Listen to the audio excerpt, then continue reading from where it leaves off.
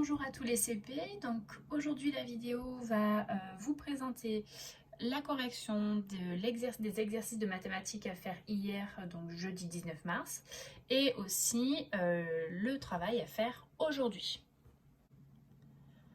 Donc la correction des exercices de mathématiques du jeudi 19 mars. Premier exercice, sur la bande numérique, mets ton doigt sur 25. Donc on repère 25. Combien faut-il pour aller à 30? On repère 30 et on compte les cases de combien je dois avancer pour aller de 25 à 30. 1, 2, 3, 4, 5. Je dois avancer de 5 cases. Il faut 5 pour passer de 25 à 30. Combien faut-il pour aller à 35? Je repère 35 et je peux éventuellement compter mes cases une par une pour arriver jusqu'à 35. Ça fonctionne. 1, 2, 3, 4, 5, 6, 7, 8, 9, 10. Il faut donc 10 pour passer de 25 à 35. Je peux également utiliser une autre méthode en utilisant le résultat qu'on a trouvé auparavant. Là, on me demande donc de faire ce chemin de 25 à 35, mais je viens de trouver auparavant la moitié du chemin déjà. Je suis passée de 25 à 30, on a trouvé qu'il fallait 5, et bien je vais chercher combien il me faut passer de 30 à 35. On entend un petit peu déjà la réponse en nommant les nombres. 30, 35, c'est le même nombre, mais 5 cases plus loin. 30, 35, il y a 5 cases de plus. Je peux également vérifier en comptant 1, 2, 3, 4, 5. Il faut bien 5 pour passer de 30 à 35. Du coup, pour faire mon grand chemin, eh bien, je peux additionner mes deux plus petits chemins. J'ai fait un premier chemin 5, un deuxième chemin encore 5, 5 et encore 5, ça fait 10. Donc il fallait bien 10 pour passer de 25 à 35. Ensuite, combien faut-il pour aller à 50? Je repère 50. Et donc là, je peux compter une case par une case, ça fonctionne, mais je risque de me tromper, puisque je dois compter beaucoup de cases. Une technique qui va être plus efficace et où il y aura peut-être moins d'erreurs, c'est de réutiliser nos bonds de 10, d'avancer de 10 cases. Si je veux aller me rapprocher de 50, j'ai fait déjà un premier bond de 25 à 35, où j'ai avancé donc de 10 cases. Si j'avance encore de 10, je peux compter mes cases une par une. 1, 2, 3, 4, 5, 6, 7, 8, 9, 10. J'arrive donc à ce nombre-là qui s'appelle 45. Et je vois que je suis proche de 50. J'aurai plus qu'à faire ce petit chemin-là. 1, 2, 3, 4, 5. Donc si je récapitule, de 25 à 35, j'ai avancé de 10. De 35 à 45, j'ai avancé encore de 10. Et de 45 à 50, j'ai avancé de 5. Donc de 25 à 35, 10. De 35 à 45, encore 10. De 45 à 50, 5. 10 plus 10, 20, plus 5, 25. Il faut donc 25.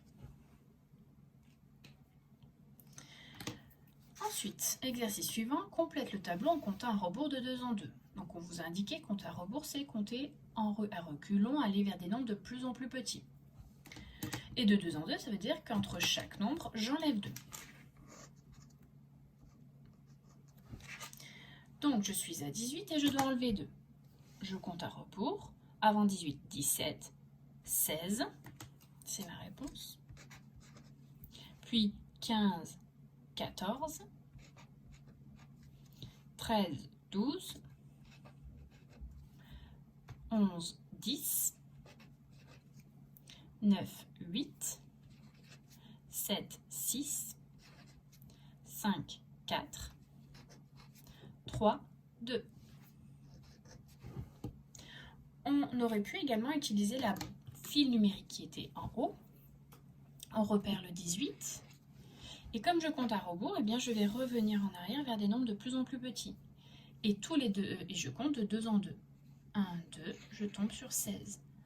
1, 2, 14. Et c'est bien les résultats que nous avons trouvés là. Je recule encore de 2. 1, 2, 12. C'est bien ce que nous avons écrit. Je recule de 2. 1, 2, 10. 1, 2, 8.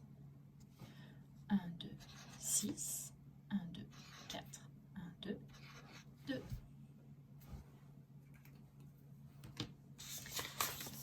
Exercice suivant, petit 2, calcul mental. Donc on vous demande de trouver rapidement le résultat de 27 plus 12.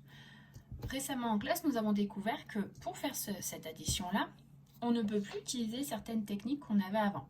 On ne peut plus compter sur ses doigts puisque 27 et 12, c'est beaucoup trop grand, on n'a pas assez de doigts pour les représenter. On ne peut pas faire le surcomptage, c'est-à-dire mettre le plus grand nombre dans sa tête et le plus petit sur ses doigts puisque le plus petit est déjà plus grand que 10. Ça ne rentre pas sur nos mains. Donc, la technique, c'est ce que l'on vous explique. On regroupe, on représente les nombres en dizaines unités. Ici, les 2 dizaines, les 7 unités, une dizaine, 2 unités. Et ensuite, j'ajoute ensemble les unités. 7 unités plus 2 unités. 7 plus 2, ça fait 9. Ça veut dire que mon résultat termine par 9. Il y a 9 unités dans mon résultat. Et je fais pareil avec les dizaines. 2 dizaines plus une dizaine. 2 dizaines plus une dizaine. Ça fait 3.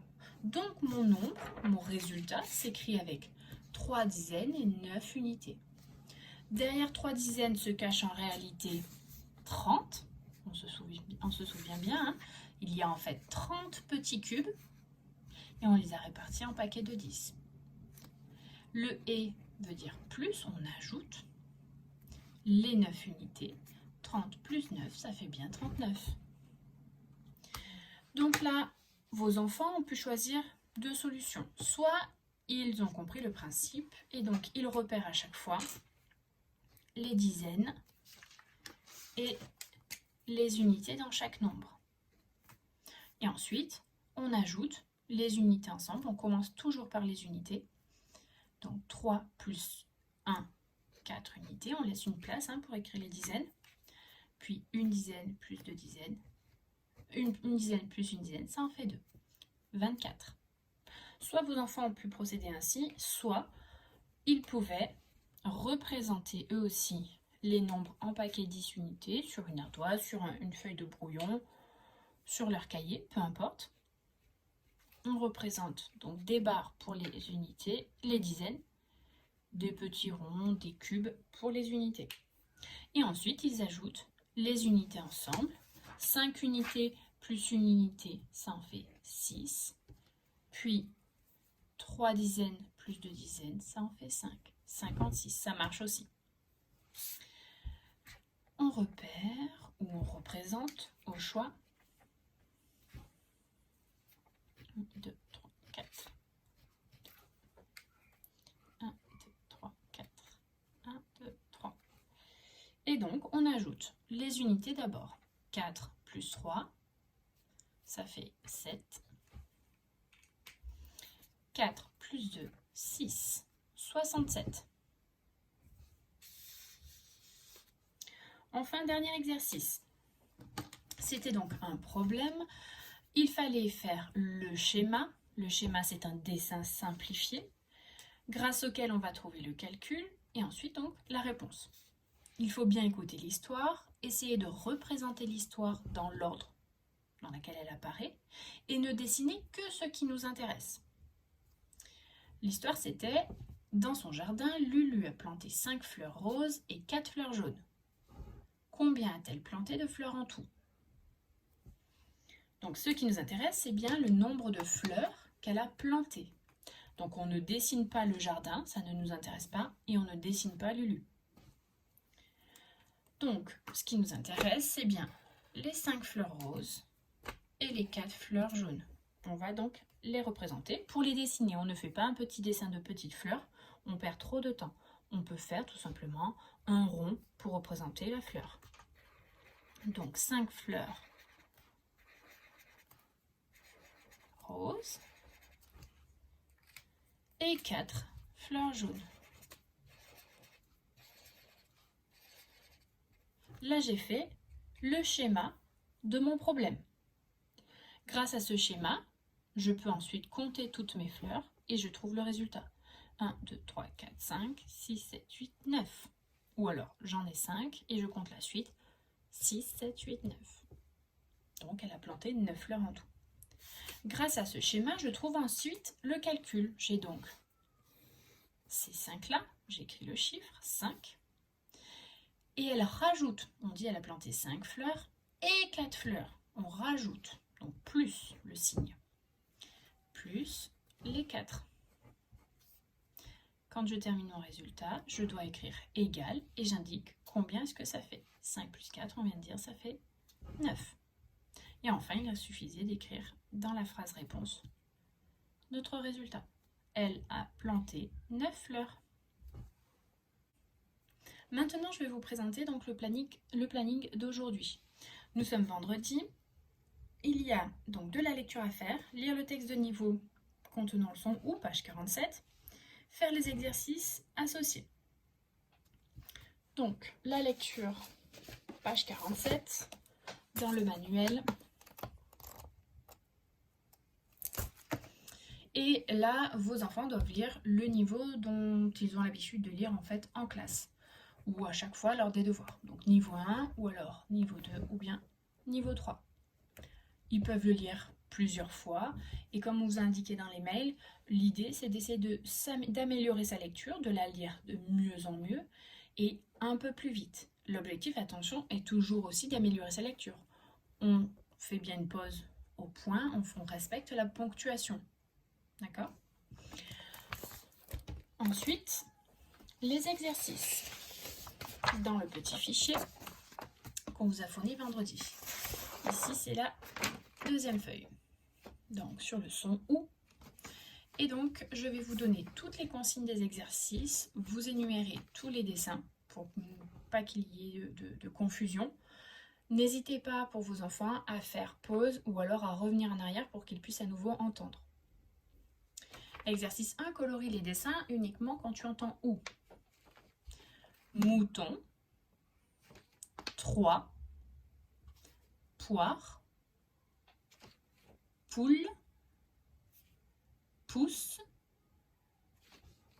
oiseau, bouton, ampoule, tortue, tambour. Exercice 2. Colorie là où les syllabes où tu entends ou. Douche, bougie, moulin, poussin, souris, bouquet, bouche, mouche. Exercice 3. Reconstruis le mot en coloriant les bonnes syllabes. Donc, premier mot, c'est moustache. Moustache. À vous de choisir et de colorier les bonnes syllabes pour former le mot. Deuxième mot, c'est bouclier. Bouclier. Ensuite, au dos de la feuille, exercice 5, colorie les lettres qui font ou. Donc, dans chaque mot, colorier les lettres qui permettent de former le son ou. Recopie les mots quand tu entends ou. Premier mot, souris,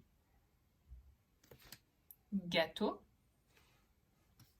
bouteille, dauphin. Attention, il faut colorier uniquement les mots qui contiennent le son ou. Les mots sont écrits en dessous des dessins. Il faut bien les écrire en attaché sur les lignes noires, bien foncées là, et respecter la taille des lettres.